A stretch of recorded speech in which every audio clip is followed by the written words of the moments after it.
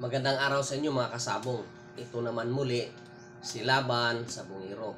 Ang ating tatalakayin ngayon ay ang signs of vitamins and minerals deficiency in fighting cocks.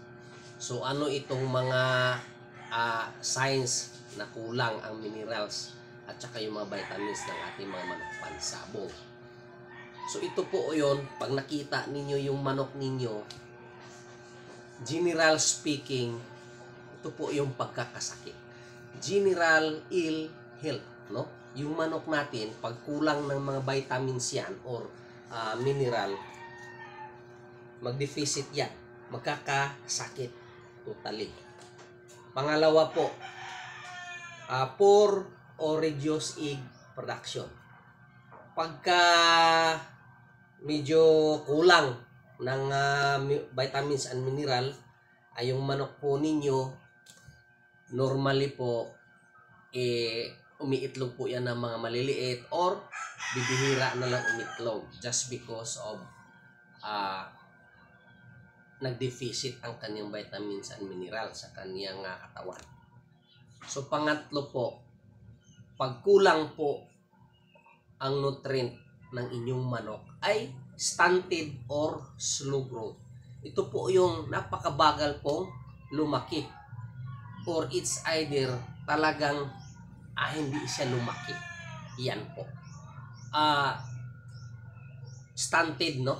Yung hindi talaga tumubo. And then, weight loss.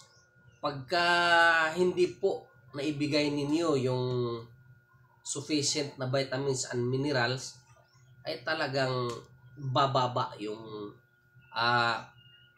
kanyang weight, kanyang kilo sa kanyang katawan. Ayan. And then mga kasabong, pag kulang po sa vitamins and mineral, usually po nandyan po yung tinatawag na weakness.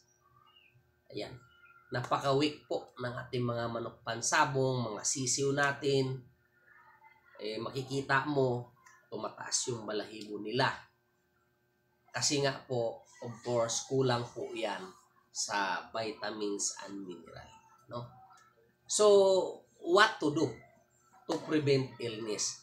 Ano ang gagawin mo para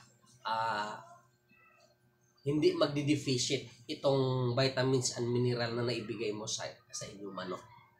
Una, of course, good health. Pag sinabing good health, kasama na lahat yan, no? Yung sa pagkain talaga. Kailangan nakasunod siya sa programs. Yung pagkain ninyo, yung crude protein ninyo, pagkasisiw, pangsisiw, pagkastag, pangstag, pagkakak, pangkak, pagka pang-breeding, pang-breeding po. Ganun po yan. Ayan.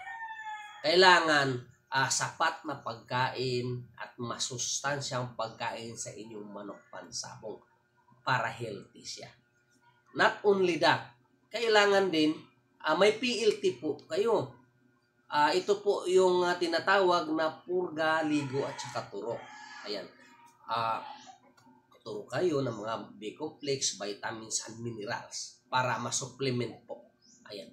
And then mga kasabong, of course, kailangan natin ng proper vaccination para to prevent na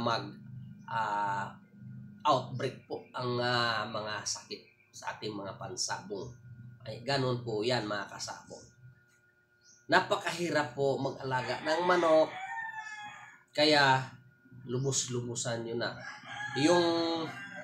Yung mahal ng pagkain, yung panahon na ginugol ninyo, gastos, kailangan may knowledge po tayo regarding sa pagre-rearing ng ating mga manok pansabong.